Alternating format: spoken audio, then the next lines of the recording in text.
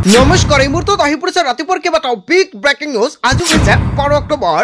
লাখ লাখ কৃষকৰ বাবে ভাল খবৰ।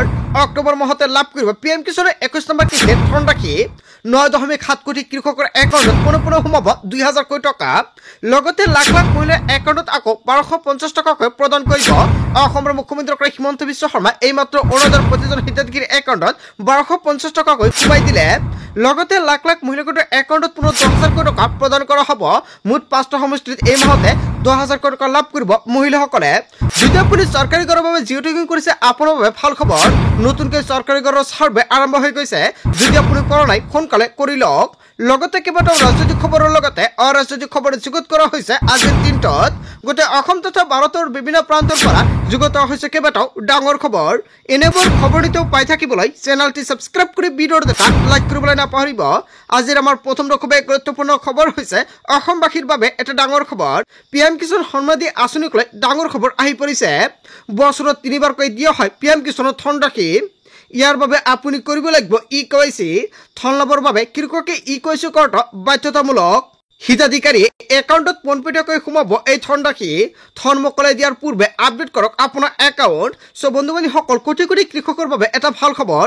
9.7 কোটি কৃষকৰ একাউণ্টত পোনে পিএম কিষাণৰ 21 নম্বৰ কিস্তিৰ টকা প্ৰদান কৰিব। ইয়াৰ পূৰ্বে এতিয়া চেক কৰক আপোনাৰ একাউণ্ট, কিয়নো আপোনাৰ একাউণ্টত যদি আপডেট কৰিবলগীয়া থাকে অতি শীঘ্ৰে আপডেট কৰাই ৰাখক। অন্যথা আপোনাৰ একাউণ্টত টকা প্ৰদান কৰিলেও আপুনি নাপাব। এই ধন পাবলৈ আপুনি কৰিব লাগিব এটা বিশেষ কাম, অন্যথা আপুনি নাপাব কৃষক সন্মানিধিৰ ধনৰাশি। আগন্তুক কিস্তিৰ ধন পাবলৈ কৃষকে ইকেৱাইচি কৰাটো বাধ্যতামূলক। পিএম কিষাণৰ এপৰ জৰিয়তে আপুনি কৰিব পাৰিব ইকেৱাইচি। অনলাইনতো আপুনি কৰিব পাৰিব ইকেৱাইচি। CSC চেণ্টাৰত গৈও আপুনি ইকেৱাইচিৰ কাম কৰিব পাৰিব। ইকেৱাইচি সম্পূৰ্ণ কৰিবলৈ আহ্বান জনাইছে চৰকাৰে। বন্ধু বান্ধৱীসকল, 3টা কাম কৰিব লাগিব পিএম কিষাণৰ প্ৰতিজন হিতাধিকাৰীৰ। লগতে আপুনি পিএম কিষাণৰ 20 নম্বৰ কিস্তিৰ টকাটো পাইছে না নাই, যদি আপুনি পোৱা নাই কমেণ্ট কৰি জনাই দিয়ক। লগতে পিএম কিষাণৰ প্ৰতিজন হিতাধিকাৰীৰ যদি টকা পোৱাত কিবা অসুবিধা হৈছে আপুনি কমেণ্ট কৰি জনাই দিব পাৰে। আপোনালোকক সম্পূৰ্ণকৈ সহায় কৰা হ'ব। কিহৰ বাবে আপোনাৰ একাউণ্টত টকাটো আপুনি পোৱা নাই। লগতে আগন্তুক কিস্তি টকা পাবলৈ হ'লে পিএম কিষাণৰ প্ৰতিজন হিতাধিকাৰীয়ে 3টা গুৰুত্বপূৰ্ণ কাম কৰিব লাগিব। 1 নম্বৰ হৈছে আধাৰ কাৰ্ডৰ লগত বেংক একাউণ্ট লিংক। যদি আপুনি DBT লিংক নকৰে তেনে ক্ষেত্ৰত আপোনাৰ একাউণ্টত চৰকাৰে পিএম কিষাণৰ টকা প্ৰদান নকৰে। লগতে লেণ্ড ছেডিং, যদি আপোনাৰ মাটিৰ নথি পত্ৰৰ কিবা সমস্যা হৈ আছে অতি শীঘ্ৰে সমাধান কৰক, অন্যথা কিন্তু আপুনি পিএম কিষাণৰ টকা নাপাব। লগতে আপোনালোকে নিশ্চয় সম্পূৰ্ণকৈ দেখা পাইছে ইকেৱাইচি কিন্তু চৰকাৰৰ ফালৰ পৰা বাধ্যতামূলক কৰিছে। এই 3টা কাম কৰিব লাগিব, নহ'লে আপোনাৰ একাউণ্টত আপুনি টকা নাপাব। অক্টোবৰ মাহতে দেশৰ কোটি কোটি কৃষকৰ একাউণ্টত সোমাব পাৰে পিএম কিষাণৰ 21 নম্বৰ কিস্তিৰ ধনৰাশি। কিয়নো চৰকাৰে পিএম কিষাণৰ টকা দিবলগীয়া আৰম্ভ কৰিছে। অতি শীঘ্ৰে কোটি কোটি কৃষকৰ বাবে আহিব ভাল খবৰ। তাৰপিছত অসমবাসী ৰাজুক জনাইছো আমাৰ পৰৱৰ্তী খুবেই গুৰুত্বপূৰ্ণ খবৰ। লগতে ডাঙৰ খবৰ, ৰেচন কাৰ্ডৰ লাখ লাখ হিতাধিকাৰীৰ বাবে ডাঙৰ খবৰ আহি পৰিছে। 1 তাৰিখৰ পৰা লাভ কৰিব ৰেচন। হয় বন্ধু বান্ধৱীসকল, ৰেচনৰ চাউলৰ লগতে জনতাই লাভ কৰিব কেইবাটাও নতুন সুবিধা। ৰেচন নাপালে দিব পাৰিব বুলি অভিযোগ। চৰকাৰৰ ফালৰ পৰা ডাঙৰ সিদ্ধান্ত গ্ৰহণ কৰিছে। 1 নৱেম্বৰৰ পৰা ৰেচন কাৰ্ড থাকিলে কেইবাটাও নতুন নিয়ম সলনি হ'ব। আপোনাৰ এটা অভিযোগৰ পিছতে জেললৈ যাব লাগিব ৰেচনৰ দোকানী। আপুনি লিখি লওক দুটাকৈ নম্বৰ। ফোন নম্বৰ দুটা হৈছে 1800345361 আৰু 1967। এই দুইটা নম্বৰতে ফোন কৰি দিব পাৰিব আপুনি অভিযোগ। দোকানীৰ লগতে গ্ৰাহকসকলে মানি চলিব লাগিব নতুন নিয়ম। 1 তাৰিখৰ পৰা 10 তাৰিখৰ ভিতৰত লাভ কৰিব ৰেচন। ৰেচনৰ চাউলৰ লগতে এতিয়া লাভ কৰিব দালি, চেনি আৰু নিমখ। মনত ৰাখিব, ৰেচনৰ চাউল সংগ্ৰহ কৰাৰ সময়ত দিয়ক আপুনি ফিংগাৰপ্ৰিণ্ট দিহে সংগ্ৰহ কৰক ৰচিদ। ই-পোষ্ট মিছনৰ দ্বাৰা দিয়া ৰচিদ ল'ব লাগিব হিতাধিকাৰীসকলে। অন্তোদয় অন্ন যোজনাৰ অধীনত 35 কিলোকৈ চাউল লাভ কৰিব। অগ্ৰাধিকাৰ প্ৰাপ্ত পৰিয়ালে 5 কিলোকৈ চাউল লাভ কৰিব। হিতাধিকাৰীয়ে ৰেচন সংগ্ৰহ কৰি ল'ব লাগিব ৰচিদ। তাৰপিছত অসমবাসী ৰাজুক জনাইছো আমাৰ পৰৱৰ্তী খুবেই গুৰুত্বপূৰ্ণ খবৰ। লগতে ডাঙৰ খবৰ, অৰুণোদয় আঁচনিৰ লাখ লাখ হিতাধিকাৰী শীঘ্ৰে আপডেট কৰক কেৱাইচি। যদি আপুনি অৰুণোদয়ৰ টকা পোৱা নাই তেনে ক্ষেত্ৰত আপোনাৰ বাবে এটা ভাল খবৰ। যদি আপুনি টকা পাইছে তথাপিও আপোনাৰ কেৱাইচি আপডেট কৰিব লাগিব। ফেব্ৰুৱাৰী মাহতে লাভ কৰিব উপহাৰ। কিয়নো অৰুণোদয় আঁচনিৰ ধন নিয়মীয়াকৈ পাবলৈ বেংক একাউণ্ট ঠিক হৈ থাকিব লাগিব। যদি আপোনাৰ একাউণ্টৰ লগত আপুনি আধাৰ কাৰ্ড লিংক কৰা নাই অতি শীঘ্ৰে কৰাই ৰাখক, অন্যথা আপোনাৰ একাউণ্টত আপুনি টকা নাপাব। যদি এই মাহত আধাৰ কাৰ্ড লিংক নোহোৱাকৈ আপোনাৰ একাউণ্টত টকাটো সোমাইছে তেনে ক্ষেত্ৰত হ'ব পাৰে অহা মাহত আপোনাৰ একাউণ্টত আপুনি টকাটো নাপাব। যদি আপোনাৰ একাউণ্টৰ লগত আধাৰ কাৰ্ডটো লিংক হোৱা নাই অতি শীঘ্ৰে লিংক কৰক। বহু লোকে KYC নকৰাৰ কাৰণে অৰুণোদয়ৰ ধন জমা নহয়। যদি আপোনাৰ একাউণ্টত KYC আপডেট নকৰাকৈ জমা হৈছে তেনে ক্ষেত্ৰত আজিয়ে বেংকত যাই আপুনি KYC কৰক, নহ'লে অহা মাহৰ পৰা আপোনাৰ একাউণ্টত টকা নোসোমাব পাৰে। চৰকাৰে টকা দি দিয়ে কিন্তু একাউণ্টলৈকে নাযায়। ইয়াৰ কাৰণ হৈছে একাউণ্টত KYC আপডেট হৈ নাথাকে।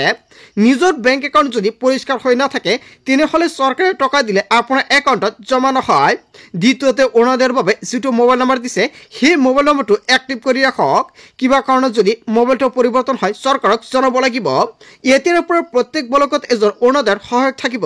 যদি অৰুণোদয়ৰ আঁচনিক লৈ আপোনালোকৰ কিবা অভিযোগ থাকে আপুনি অভিযোগ দিব পাৰিব ব্লকৰ জৰিয়তে, বা যদি আপোনাৰ একাউণ্টৰ KYC আপডেট হৈ আছে আপোনাৰ একাউণ্টত আপুনি অৰুণোদয়ৰ টকা পোৱা নাই তেনে ক্ষেত্ৰত এতিয়া আপুনি ব্লকত যাওক, কিয়নো চৰকাৰৰ ফালৰ পৰা গুৰুত্বপূৰ্ণ নিয়ম সলনি কৰিছে। যদি আপুনি মাহৰ টকা মাহতে নাপায় তেনে ক্ষেত্ৰত ব্লক অফিচলৈ গৈ আপোনালোকৰ সকলো ধৰণৰ সমস্যা আপুনি সমাধান কৰিব পাৰিব বা আপুনি অভিযোগ দিব পাৰিব। তৃতীয়তে অৰুণোদয়ৰ ধন নাপালে অভিযোগ দিয়াৰ বাবে চৰকাৰে মুকলি কৰিব ফোন নম্বৰ, আৰু এই ফোন নম্বৰতে দিব পাৰিব অভিযোগ। ফেব্ৰুৱাৰী মাহতে চৰকাৰে অৰুণোদয় হিতাধিকাৰীক দিব ডাঙৰ উপহাৰ। ছেপ্টেম্বৰ মাহতে অৰুণোদয় আঁচনি 1250 টকা প্ৰদান কৰা নাই, সেয়েহে ফেব্ৰুৱাৰী মাহতে চৰকাৰে অৰুণোদয় আঁচনি ছেপ্টেম্বৰ মাহৰ টকা প্ৰদান কৰা হ'ব আৰু একেলগতে 2500 টকা লাভ কৰিব আপোনাৰ একাউণ্টত। তাৰপিছত অসমবাসী ৰাজুক জনাইছো আমাৰ পৰৱৰ্তী খুবেই গুৰুত্বপূৰ্ণ খবৰ, লগতে ডাঙৰ খবৰ। আৰম্ভ হৈ গ'ল বৃহৎ চাৰ্ভে, অক্টোবৰৰ ভিতৰতে লাভ কৰিব চৰকাৰী ঘৰ। হয় বন্ধু বান্ধৱীসকল, অসমৰ মুখ্যমন্ত্ৰী ডক্টৰ হিমন্ত বিশ্ব শৰ্মাই বৃহৎ মন্তব্য কৰিছে। আপুনি চৰকাৰী ঘৰৰ বাবে জিঅ' টেকিং কৰিছিল নেকি? তেনে ক্ষেত্ৰত আপোনাৰ বাবে ভাল খবৰ আহি পৰিছে। যদি আপুনি চৰকাৰী ঘৰৰ বাবে জিঅ' টেকিং কৰিছিলে আৰু জীৱিকা সখী বাইদেউসকলে আপোনাৰ ঘৰৰ ফটোটো মাৰিছিলে তেনে ক্ষেত্ৰত আপোনাৰ বাবে ভাল খবৰ, কিয়নো চৰকাৰে নতুনকৈ চাৰ্ভে প্ৰক্ৰিয়া আৰম্ভ কৰিছে অক্টোবৰ মাহৰ ভিতৰতে, আৰু অক্টোবৰ মাহৰ ভিতৰতে চৰকাৰী ঘৰৰ চাৰ্ভে কৰিব লাগিব। যদি আপুনি এতিয়ালৈকে চাৰ্ভে কৰা নাই তেনে ক্ষেত্ৰত আপুনি চৰকাৰী ঘৰ নাপাব। প্ৰথমতে আপুনি পঞ্চায়তত যাওক আৰু আপুনি খবৰ কৰক তালিকাত আপোনাৰ নাম আছে নে নাই। তালিকাত নাম থাকিলে আপোনাৰ ঘৰতে আহি আকৌ চৰকাৰৰ ফালৰ পৰা কৰিব চাৰ্ভে, বা পঞ্চায়তৰ প্ৰতিনিধিয়ে ঘৰে ঘৰকৈ চাৰ্ভে কৰিব। যদি আপোনাৰ গাঁও বা অঞ্চলত এতিয়ালৈকে চাৰ্ভে হোৱা নাই আপুনি পঞ্চায়ত গৈ খবৰ কৰক। যেতিয়ালৈকে আপুনি চাৰ্ভে নকৰিব তেতিয়ালৈকে আপুনি চৰকাৰী ঘৰ নাপাব। অক্টোবৰ মাহৰ ভিতৰতে আপোনালোকৰ কৰিব লাগিব চাৰ্ভে। চাৰ্ভে কৰাৰ পিছতে চৰকাৰৰ ফালৰ পৰা নতুন তালিকা প্ৰকাশ কৰিব, আৰু তালিকাত নাম থাকিলে আপুনি লাভ কৰিব চৰকাৰী ঘৰ। অসমৰ মুখ্যমন্ত্ৰী ডক্টৰ হিমন্ত বিশ্ব শৰ্মাই চৰকাৰী ঘৰক লৈ বৃহৎ মন্তব্য কৰিলে। তাৰপিছত অসমবাসী ৰাজুক জনাইছো আমাৰ পৰৱৰ্তী খুবেই গুৰুত্বপূৰ্ণ খবৰ, লগতে ডাঙৰ খবৰ। মিয়াৰ জনসংখ্যা ৰোধ কৰিবলৈ আহিব কঠোৰ আইন। অসমৰ মুখ্যমন্ত্ৰী ডক্টৰ হিমন্ত বিশ্ব শৰ্মাই দুটা কঠোৰ আইন আনিব। হয় বন্ধু বান্ধৱীসকল, মিয়াৰ জনসংখ্যা ৰোধ কৰিবলৈ মুখ্যমন্ত্ৰী ডক্টৰ হিমন্ত বিশ্ব শৰ্মাই বৃহৎ সিদ্ধান্ত গ্ৰহণ কৰিব। দুখনকৈ নতুন আইন আনিব চৰকাৰে। মিয়াক চাপত ৰাখিব লাগিব বুলি মুখ্যমন্ত্ৰী ডক্টৰ হিমন্ত বিশ্ব শৰ্মাই হুংকাৰ প্ৰদান কৰিছে, নহ'লে সমগ্ৰ অসম মিয়াৰ কবললৈ যাব। আগন্তুক লোকপিয়লত অসমত বৃদ্ধি পাব মিয়া মুছলমানৰ সংখ্যা। অসমত মিয়া মুছলমানৰ সংখ্যা 38% হ'ব। অসমৰ সৰ্ববৃহৎ জনগোষ্ঠীলৈ পৰিৱৰ্তন হ'ব মিয়া। বিস্ফোৰক মন্তব্য কৰিছে অসমৰ মুখ্যমন্ত্ৰী ডক্টৰ হিমন্ত বিশ্ব শৰ্মাই। ইয়া অসমৰ বাস্তৱ সত্য। আমি আমাৰ মানুহখিনিক বচাব লাগিব। শীঘ্ৰে দুইখন গুৰুত্বপূৰ্ণ আইন বিধানসভাত অনা হ'ব। জাতি মাটি বেটি ৰক্ষাৰ বাবে অনা হ'ব এই দুখন আইন। যুদ্ধ আৰম্ভ হৈছে, এই যুদ্ধ আগবঢ়াই নিব লাগিব। মিয়াৰ জনসংখ্যা ৰোধ কৰিবলৈ আনিব কঠোৰ আইন। হয় বন্ধু বান্ধৱীসকল, অসমৰ মুখ্যমন্ত্ৰী ডক্টৰ হিমন্ত বিশ্ব শৰ্মাই মিয়াৰ বিৰুদ্ধে কঠোৰ হৈ পৰিছে। তাৰপিছত অসমবাসী ৰাজুক জনাইছো আমাৰ পৰৱৰ্তী খুবেই গুৰুত্বপূৰ্ণ খবৰ, লগতে ডাঙৰ খবৰ। বিদেশী চিনাক্তকৰণৰ বিত্তীয় বৰ্ষক লৈ ডাঙৰ খবৰ আহি পৰিছে। বিত্তীয় বৰ্ষৰ ৰায়দানক লৈ উচ্চতম ন্যায়ালয়ত পুনৰীক্ষণৰ আবেদন। 105টা জনগোষ্ঠীয় সংগঠনৰ সহযোগত অসম সন্মিলনত মহাসংঘৰ আবেদন। 1971 বিত্তীয় বৰ্ষ হিচাপে ৰায় দিছিল উচ্চতম ন্যায়ালয়ে। এই ৰায়ক পুনৰ বিবেচনা কৰাৰ দাবী অসম সন্মিলনত মহাসংঘৰ। 1951 বিত্তীয় বৰ্ষ কৰাৰ দাবী আবেদনকাৰী মতিউৰ ৰহমানৰ। বিদেশী চিনাক্তকৰণৰ বিত্তীয় বৰ্ষক লৈ ডাঙৰ খবৰ আহি পৰিছে। এতিয়া জনতাৰ মন্তব্যটো কমেণ্ট কৰি জনাই দিব, জনতাই কোনটো বিচাৰে 1951 নে 1971। তাৰপিছত অসমবাসী ৰাজুক জনাইছো আমাৰ পৰৱৰ্তী খুবেই গুৰুত্বপূৰ্ণ খবৰ, লগতে ডাঙৰ খবৰ।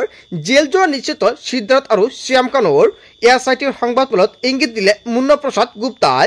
ইতিমধ্যে আৰক্ষীৰ জিম্মাৰ ম্যাদ উকলিব 28ৰে। পুনৰ SITয়ে নিজৰ জিম্মাত নলয় বুলি মন্তব্য কৰিছে। গতিকে আদালতে ল'ব সম্পূৰ্ণ সিদ্ধান্ত। SITৰ প্ৰতিবেদনক ভিত্তি কৰি জেল যোৱাটো নিশ্চিত। SITয়ে পুনৰ নিজৰ জিম্মাত নিবিচাৰে আটাইকে। জেল যোৱা নিশ্চিত সিদ্ধাৰ্থ আৰু শ্যাম কানুৰ। তাৰ পিছত অসমবাসী ৰাজক জনাইছে আমাৰ পৰৱৰ্তী খুবেই গুৰুত্বপূৰ্ণ খবৰ। লগতে ডাঙৰ খবৰ, জুবিনৰ বিচাৰা ৰিপৰ্ট কেৱল পৰিয়ালৰ লোকসকলে লাভ কৰিব। পৰিয়ালক আইন অনুসৰি প্ৰদান কৰা হ'ব ৰিপৰ্ট। GMCHে প্ৰদান কৰি পষ্টমৰ্টমৰ ফাইনেল ৰিপৰ্ট হয় বন্ধুসকল। অৱশেষত ফাইনেল ৰিপৰ্ট প্ৰকাশ পাইছে আৰু পষ্টমৰ্টমৰ চূড়ান্ত প্ৰতিবেদন দাখিল কৰা হ'ব আদালতত। বিচাৰা ৰিপৰ্ট পষ্টমৰ্টমৰ সৈতে সংযোগ কৰিব GMCHৰ তদন্ত সমিতিয়ে। সংবাদমেলত ঘোষণা SITৰ মুৰব্বী মুন্না প্ৰসাদ গুপ্তাৰ হয় বন্ধুসকল। বিচাৰা ৰিপৰ্ট সম্পূৰ্ণকৈ উল্লেখ কৰা হৈছে আৰু বিচাৰা ৰিপৰ্ট লৈ ডাঙৰ খবৰ আহি পৰিছে। বিচাৰা ৰিপৰ্টটো সংবাদ মাধ্যমযোগে প্ৰকাশ নকৰে। জুবিনৰ বিচাৰা ৰিপৰ্ট কেৱল পৰিয়ালৰ লোকসকলে লাভ কৰিব হয় বন্ধুসকল। এটা বিগ আপডেট আহি পৰিছে। তাৰপিছত অসমবাসী ৰাজক জনাইছে আমাৰ পৰৱৰ্তী খুবেই গুৰুত্বপূৰ্ণ খবৰ। লগতে ডাঙৰ খবৰ, শীঘ্ৰে অসমত হাজিৰ হ'ব লাগিব ছিংগাপুৰৰ প্ৰবাসী অসমীয়া। ভিডিঅ' কল নহয়, সশৰীৰে অসমলৈ আহিব লাগিব। যদি নাহে আইনৰ বহু ব্যৱস্থা আছে, সকলো ব্যৱস্থা লোৱা হ'ব। পুনৰ সময় বান্ধি দিয়া হৈছে প্ৰবাসী অসমীয়াক। এইবাৰ হাজিৰ নহ'লে লোৱা হ'ব ডাঙৰ ব্যৱস্থা।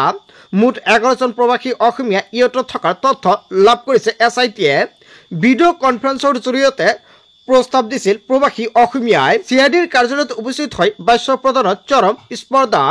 ভিডিঅ' কলৰ জৰিয়তে প্ৰদান কৰিব বিচাৰিছিল সাক্ষ্য আৰু ইয়াক সম্পূৰ্ণকৈ নাকচ কৰা হৈছে। শীঘ্ৰে অসমত হাজিৰ হ'ব লাগিব ছিংগাপুৰৰ প্ৰবাসী অসমীয়া।